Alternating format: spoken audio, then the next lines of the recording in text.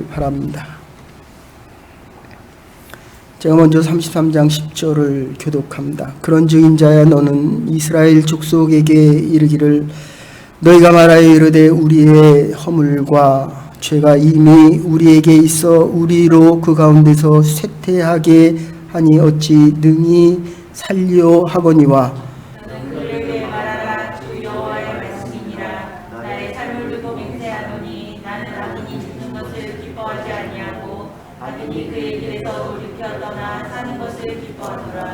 이스라엘 족속아 돌이키고 돌이키라 너희 악한 길에서 떠나라 어찌 죽고자 하느냐 하셨다 하라. 인자야 너는 내 민족에게 이르기를 의인이 범죄하는 날에는 그 공의가 구원하지 못할 것이요 악인이 돌이켜 그 악에서 떠난 날에는 그 악이 그를 엎드려지지 못할 것인즉 의인이 범죄하는 날에는 그 의로 말미암아 살지 못하리라. 가령 내가 의인에게 말하기를 너는 살리라 하였다 하자 그가 그 공의를 스스로 믿고 죄악을 행하면 그 모든 의로는 옵니다 하나도 기억되지 아니하리니 그가 그 지은 죄악으로 말미암아 곧 그 안에서 죽으리라. 가령 내가 악인에게 말하기를 너는 죽으리라 하였다 하자 그가 돌이켜 자기의 죄에서 떠나서 정의와 공의로 행하여 허당을 물어주며 강탈한 물건을 돌려보내고 생명의 윤회를 지키려 행하여 죄악을 원하지 아니하면 그가 반드시 살고 죽지 아니하리라. 아멘. 오늘 우리에게 주신 하나님 말씀은 생명의 선택하는 말씀입니다. 그냥 한마디로 요약해서 이야기하면 살기를 원하는 사람은 살아야 한다는 것입니다. 그런데 살고 싶은데 죽어가는 이유는 살기 위해서 행해야 될 그 행동을 해야 되는데 자꾸 죽어가는 행동을 합니다.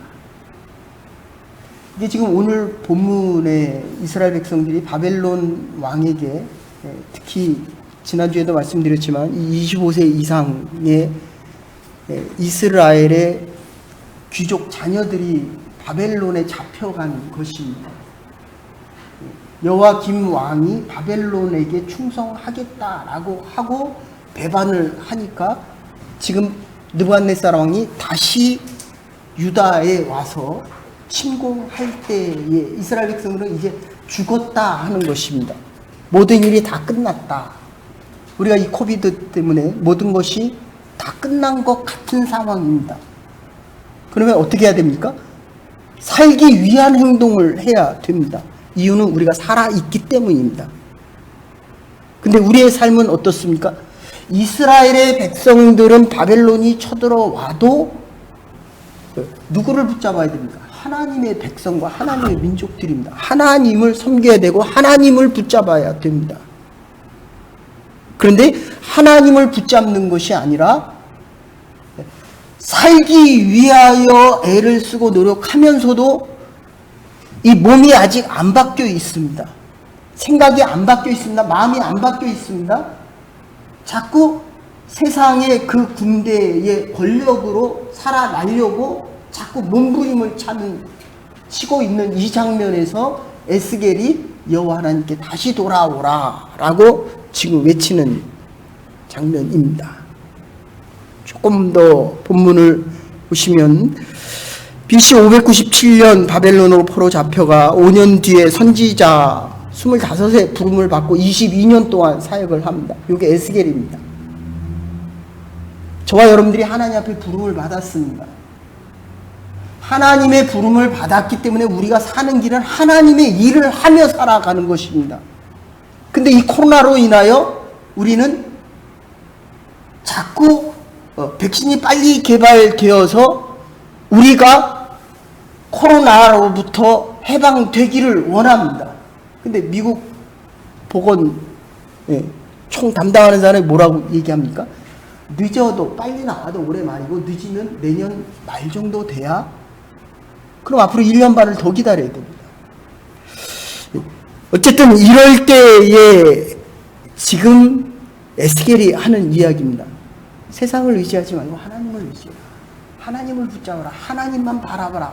믿음 있는 사람은 믿음이 있기 때문에 믿음 있는 선택을 하고 믿음 있는 삶을 하고 믿음 있는 행위를 하고, 요게 생명이라는 것입니다. 지금 이 돌이키라, 돌아와라 라는 말을 본문에서, 오늘 읽은 본문에서는 5번이 나오죠. 원어상으로 6번 나오고, 떠나서 돌아와라 하면 지금 7번 나오고 있습니다. 모두 합해서 8번 나옵니다. 강조를 하고 또 강조를 하고 또 반복을 하고 또 반복을 하면 뭡니까?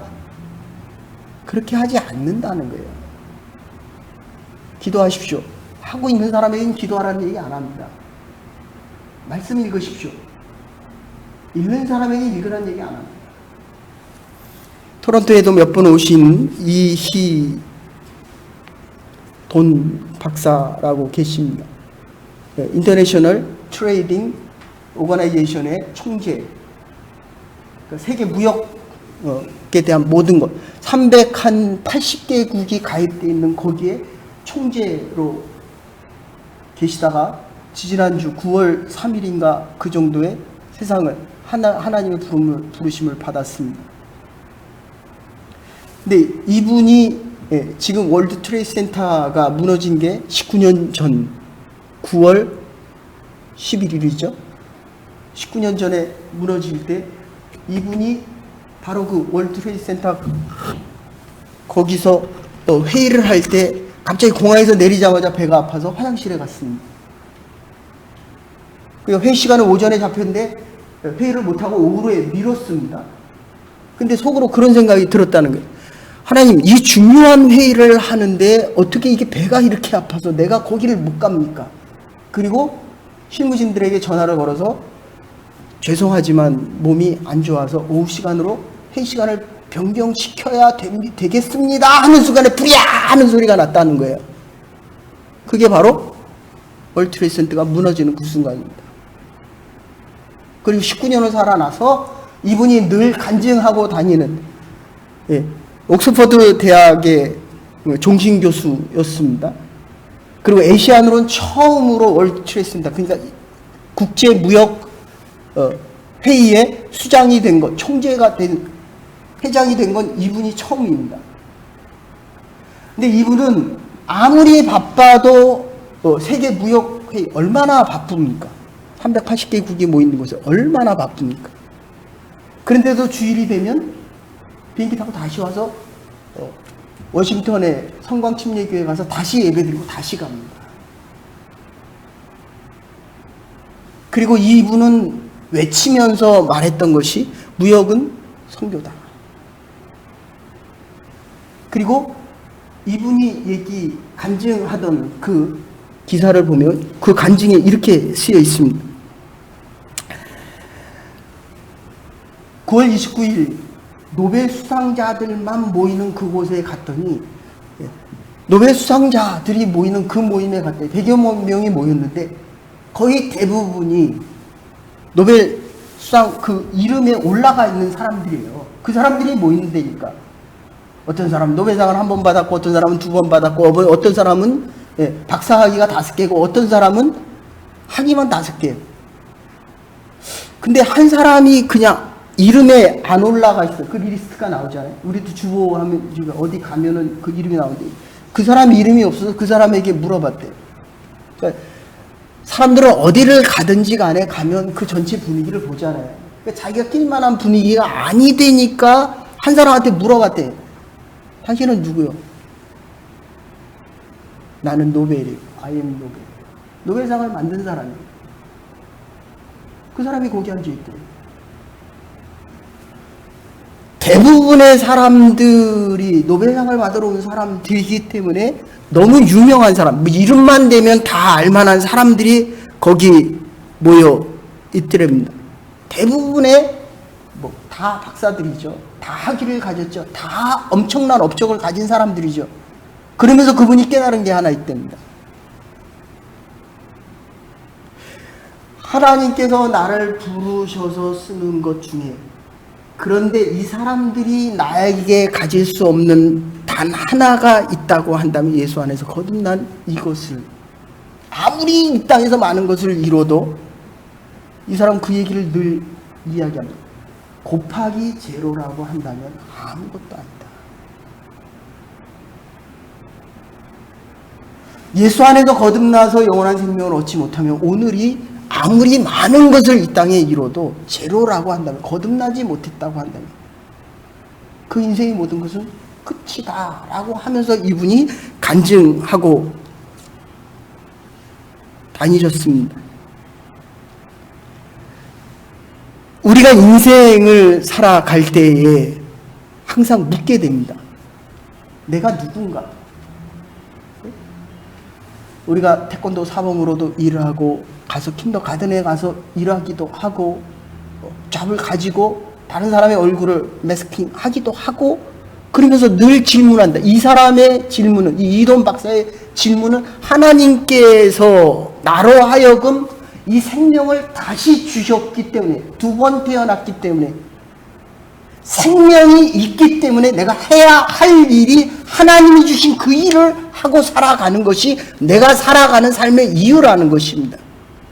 그래서 아무리 멀리 가도, 아무리 바빠도, 아무리 할 일이 많아도 하나님 앞에 나와 예배 드리는 것은 잊지 않고, 그래서 지난주에 그 워싱턴 성광 침례교회에서 교회장으로 그분의 장례를 치렀습니다. 제가 아침에 운동을 하다 보면 이번 주에는 아름다운 들풀들을 이렇게 꽂아가지고 낙엽, 단풍이 막 들기 시작하는 낙엽과 들풀을 놨는데, 우리가 꽃집에 가면 아름다운 꽃들이 있잖아요. 근데 들풀을 꽂아가지고 놨는데 사람들이 보라고, 팬데믹이 시작할 때는 돌에다가 이렇게 많이 써놓고 돌을 여러 군데다 두면서 색칠도 해놓고 우리 함께 웃읍시다, 서로의 사랑을 전합시다, 이런 돌이 있었는데, 거기는 꽃다발을 이 나무 다리 위에다 올려놨더라고요. 제가 딱 보는 순간에, 야, 들에 있는 들풀들을 모으고 그냥 풀들을 꽂아놨는데도 꽃집에 있는 꽃보다 훨씬 더 아름답구나. 내 인생을 하나님께서 이렇게 붙잡으셔서 들풀과 같이 아무것도 아닌 것 같아도 하나님이 나를 붙잡아 주시면 이렇게 다른 사람의 마음을 기쁘게 하고 아름다운 삶을 살아갈 수 있겠구나라는 생각이 들었습니다. 참 아름답다. 내가 이제까지 본 꽃다발 중에 아름다운 것들보다도 저 들에 있는 걸 꺾어서 놨는데, 지나가는 사람들의 마음을 기쁘게 하기 위해서 이걸 갖다 놨는데 참 아름답다라는 생각이 들더라고요. 그 다음날 갔는데 또 그 자리에 아무도 안 건들고 다리 난간 위에 있더라고요. 근데 그 다음날 갔더니 3일째 되는 날은 많이 시들었어요. 어저께 갔더니 완전히 시들었습니다. 너무 보기 싫어요. 야, 저게 4일 사이에 이렇게 바뀌었구나. 그러면 속으로 이 설교 말씀이 생각나면서, 야, 내 생명이 끊기고 나면 저 모양이 되는 거예요. 여러분, 생명이란 건 소중하고 아름다운 것입니다. 생명 자체가 아주 고귀한 것입니다. 생명은 살아있다는 것만으로 아주 충분한 의미와 엄청난 의미를 가지고 있다는 것입니다. 잘 사느냐 못 사느냐, 건강하느냐 병들었냐, 혹은 어떤 모습으로 살아가느냐 묻는 것보다 더 중요한 것은 살아있다는 그 자체만으로도 아름답다는 거예요. 살아있다는 것은 생명을 생산합니다. 그러나 죽음은 살 수 있는 것을 가지고 죽음을 만든다는 거예요.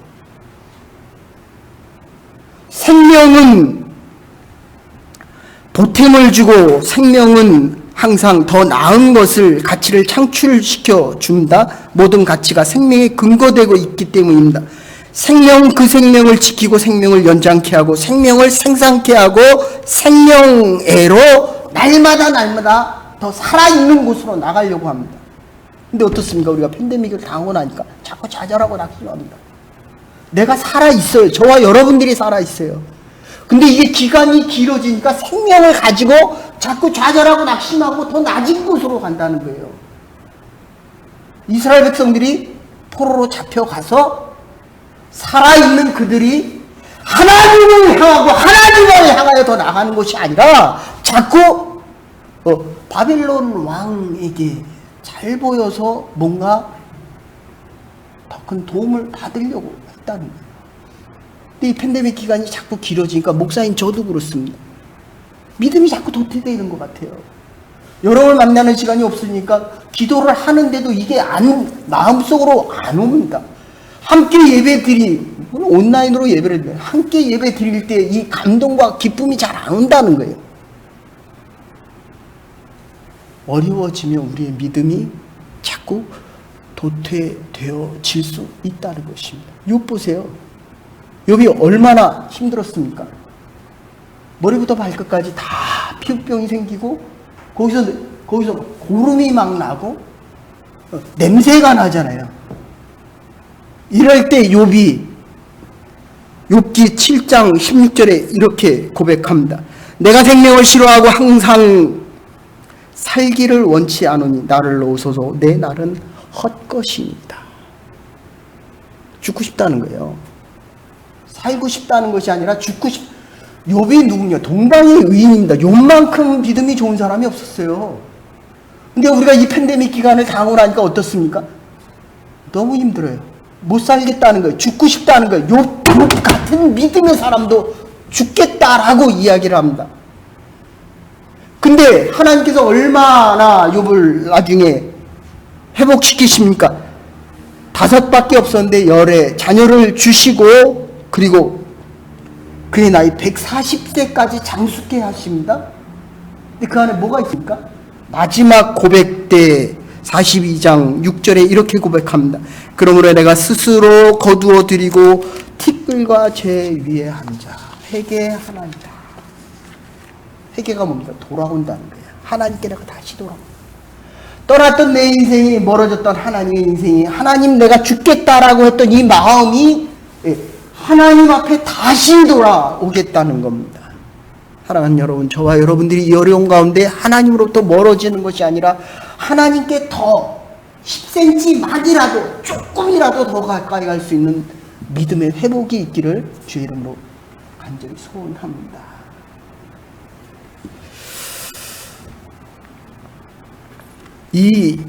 우리의 인생 속에는 늘 필연적인 선택과 스스로 하는 필연적인 선택이 있고 스스로 내가 선택할 수 있는 자의적인 선택이 있습니다. 이 두 가지가 같이 갑니다. 태어나고 싶어서 태어났습니까? 아니에요. 하나님이 생명을 주셨기 때문에 그냥 난 거예요. 그러면 우리가 지금 예배를 드릴까 말까 하는 선택은 내가 자의로 선택할 수 있습니다. 창세기 2장 17절에 하나님께서 아담과 하와를 만들고 우리가 이번 주부터 금요 모임 이 창세기 전체를 한번 같이 나눠 보려고 합니다. 금요일 오후 7시입니다. 아니 오후 9시입니다. 일하시는 분들 때문에 시간을 좀 늦췄습니다.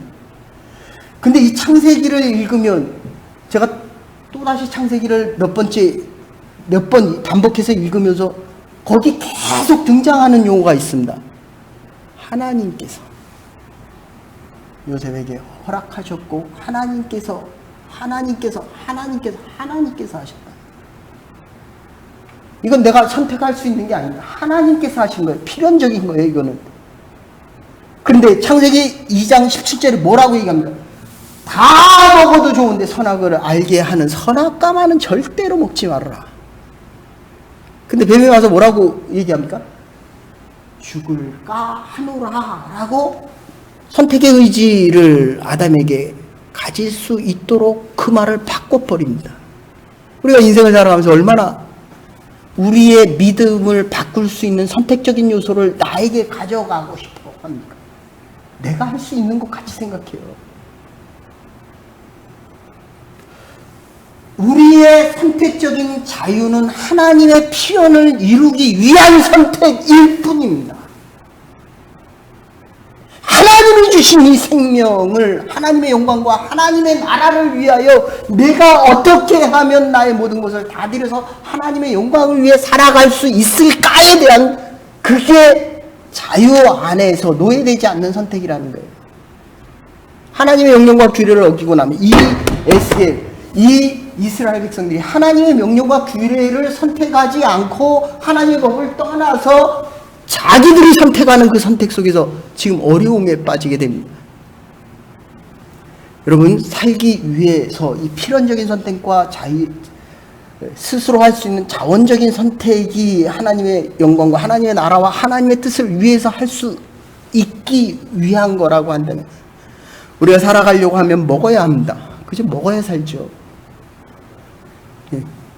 그런데 우리가 먹는 것이, 지금 저도 콜레스테롤이 높아졌거든요. 제가 보니까 콜레스테롤이 높아지는 것만 좋아해요. 튀긴 음식 좋아하고 기름진 거 좋아하고, 예. 소세지 같은 종류 좋아하고,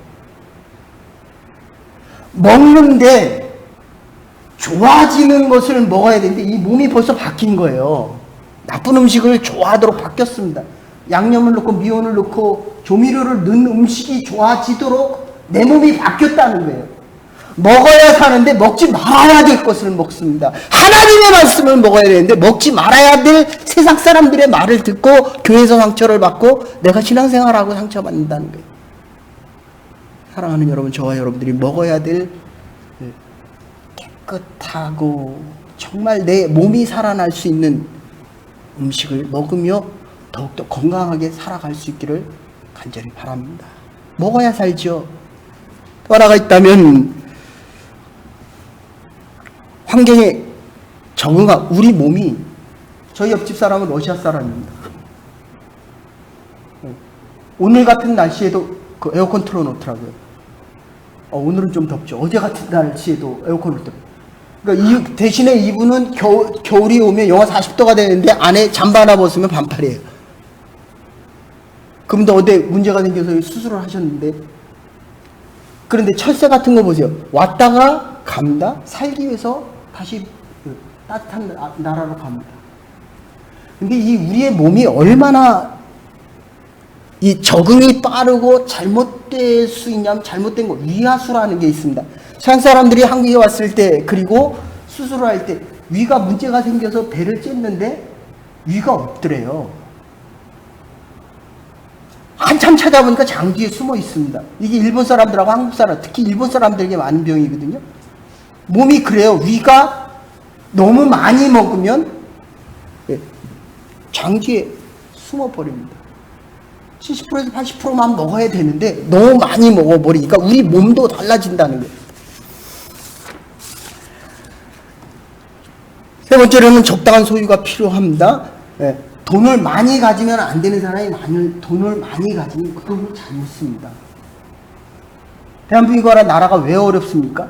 정치하는 사람들이 필요 이상의 권력을 가지니까 그 권력은 국민 거예요. 모든 사람의 주권과 자유를 위해 있는 겁니다. 돈을 많이 가질 수 없는 사람이 많이 가지면 돈을 위해 살아가게 됩니다. 돈은 우리가 살아가기 위한 하나님께서 주시는 것만큼 가지고 살아갈 수 있는 겁니다. 하나 더 하면 이 도덕성입니다. 이솝우화에 보면 아버지가 가서 목욕탕에 가서 사람이 많은지 보라라고 했습니다. 근데 와서 한다는 얘기가 사람이 한 사람밖에 없습니다. 아버지가 목욕탕에 갔어요. 근데 사람이 너무 많아요. 아버지가 가서 아들한테 막 야단을 치면서 얘기합니다. 이놈아, 사람이 이렇게 많은데 왜 사람이 없다라고 얘기했느냐라고 물어보니까, 그렇게 자기가 들어올 때 그 목욕탕 문을 열고 들어오니까 거기 돌이 하나 있더라는 거예요. 그래서 자기가 넘어질 뻔했는데 그 안에 그 많은 사람들이 그 돌이 있는데도 그걸 안 치우고 들어가라는 거예요. 근데 자기가 가만히 보면 한 사람이 와서 치우더래요. 그 사람만 사람이에요. 이렇게 운동을 나가면 여러분들 많은 사람을 만나는데 어떤 사람은 안에 있는, 그죠? 애완견이 많으니까 걔를 데리고 오잖아요.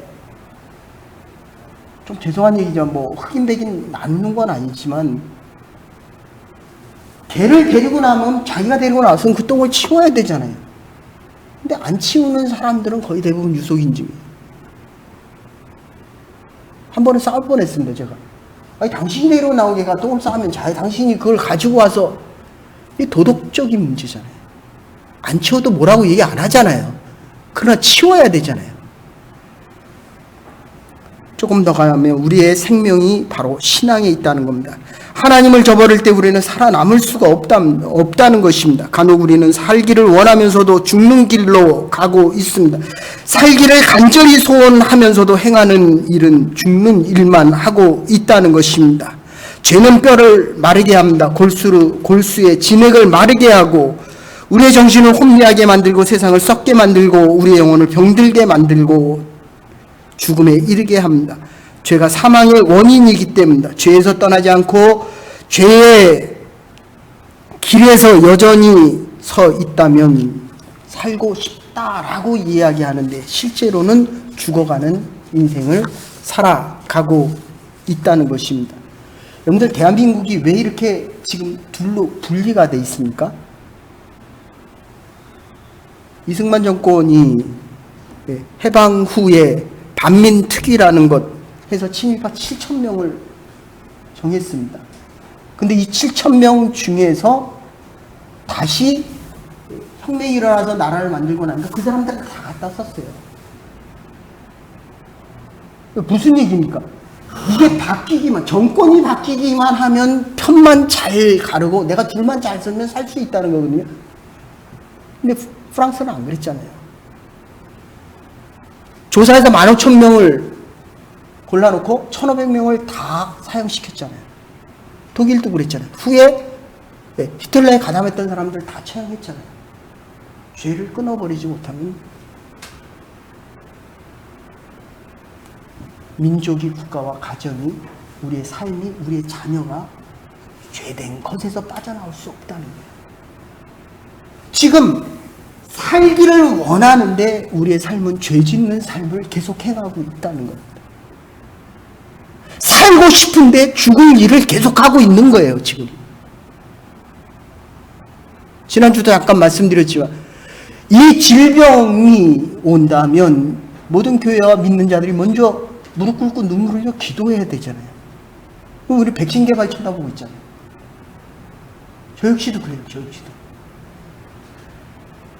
하나님이 하시는 일을 보고 우리의 죄진 이 자리로부터 돌아와야 된다는 겁니다.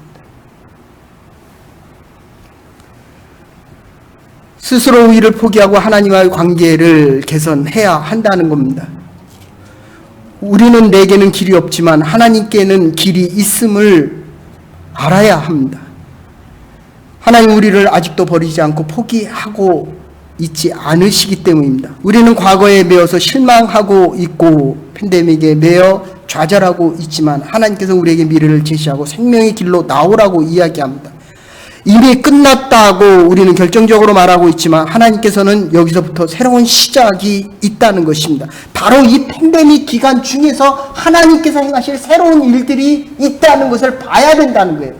우리의 가게가 어려워질 수 있습니다. 어렵습니다. 문을 닫을 수도 있습니다. 그러나 하나님은 이 과정 중에서도 새롭게 계획하고 계시는 일들이 있다는 겁니다.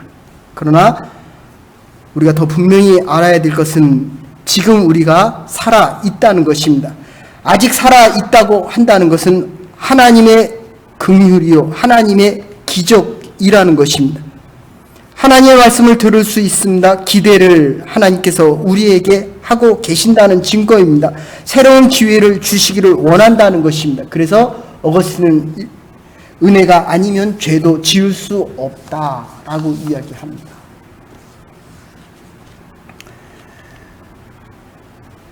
이 오늘 돌이키고 돌아오라 이 말이 원어상으로는 6번 표현되고 한글 성경에는 지금 5번 표현되고 있습니다. 두 말이 합해져 있는데 그러니까 한 말에 두 가지의 뜻이 같이 있습니다. 하나는 나함이란 뜻이고 다른 하나는 수부라는 뜻이 두 가지의 의미가 있습니다. 하나는 이 나함이란 말은 내가 돌아가야지 하면서 보면 그 자리예요. 죄송한 얘기죠. 제가 한국에 12년 만에 처음 나갔을 때 대학부에서 가르친 친구들 보니까 대학부 때 고 믿음 그대로 고 삶을 가지고 그대로 살아가더라고요. 이게 나함입니다. 우리 교회가 벌써 10년이 넘어갔습니다. 우리의 모습 그리고 내가 10년의 모습과 신앙의 생활이 지금 그대로예요. 나함입니다. 그런데 보면 어린아이가 크잖아요. 우리 민정이 민서 보면 정말 많이 컸거든요. 우리 아이들이 크잖아요. 제가 여러분을 봤을 때, 그리고 여러분이 저를 봤을 때, 아, 우리 목사님 좀 달라지고 있구나. 제가 여러분을 봤을 때, 아, 참 믿음 없는 모습이 점점 성장해가고 있구나. 이거 수고입니다. 돌이켜서 하나님 앞에 나아가려고 하면 이 두 사실을 알고 있어야 한다는 것입니다. 뉘우침은 있지만 이게 부정적으로 작용하면 절망 속에 빠져 들어갑니다. 뉘우치면서 죽어가는 겁니다. 후회하면서 더 깊은 죄악 속에 빠져갑니다. 그러나 여기에 믿음이 딱 들어가 버리면 나함에서 이 수분은 행동으로 바뀌어서 실제로 다가가는 것을 이야기합니다. 여러분의 신앙이 어떻습니까? 나함입니까? 수분입니까? 행동이 바뀌어서 하나님 앞에 나아갈 때 새로운 마음의 변화와 태도의 변화와 생활의 변화, 이게 바로 회개라는 것입니다. 마음에는 변화가 있기는 한데 아직 자세가 바로 되어지지 않았고 태도는 고친 듯 하지만 행위는 여전히 과거에 머물러 있습니다. 그래서 돌이키라, 너희 악한 길에서 떠나라, 너희가 어찌하여 죽고자 하느냐. 돌이키라는 것은 행위를 이야기합니다. 앉아서 눈물만 흘리라는 것이 아니라 생명의 길로 돌아오라는 것입니다. 미국의 그 대재벌 중에 한 사람이 깁슨이라고 하는 사람이 있습니다. 참 신앙 좋은 사람인데 이분이 늘 얘기하는 말은 아주 간단합니다. 딱 세 가지입니다. 첫째가 술 마시지 말아라. 그죠? 우리 같은 사람입니다. 두 번째, 고생을 두려워하지 말아라. 셋째, 하나님을 믿어라. 하나님의 약속과 축복을 믿어라. 하나님이 이 팬데믹을 끝나게 할 것을 믿어라. 하나님 앞에 하나님께서 행하신 모든 일을 믿어라.